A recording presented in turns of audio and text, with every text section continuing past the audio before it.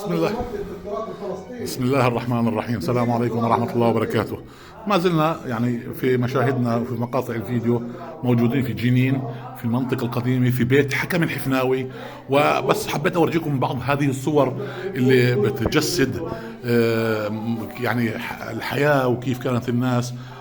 طلعوا هنا نساء بتخيط، يعني صورة لجد وحفيده، يعني صور متنوعة تمثل الحياة الفلسطينية يعني كافة تفاصيلها وجزئياتها.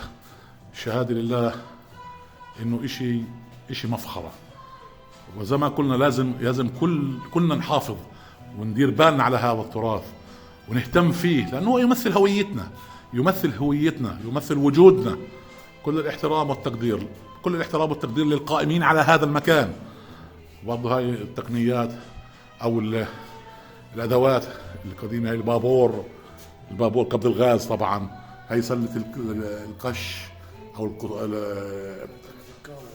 وهاي تبعت القهوه، وهاي السفرطاسات اللي تبعت، يعني اشياء كثيره لا يسعها فيديو ولا اثنين ولا ثلاث يعني. وهاي النير او اللي بيحصدوا عليه، كانوا هذا اللي يحطوه على الارض ويدهسوا فيه الشعير او القمح، يعني ويطلع الشعير لحال والزوان لحال وهذا تبعت اللي كانوا يعملوا فيها اللي ينفشوا القطن او الصوف وهاي اللي هي الطاحونه اللي كانوا يطحنوا عليها العدس، القمح، الشعير.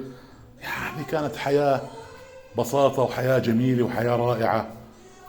ادوات كلها يعني شوفوها، ميزان كانوا البائعة يوزنوا فيه، هيها كل الاحترام والتقدير. هاي الشاعوب كان يذر القمح فيه ويذروا الشعير ويطلع الحب لحال والتبن لحال. كل الاحترام والتقدير. سلامات يا جماعة.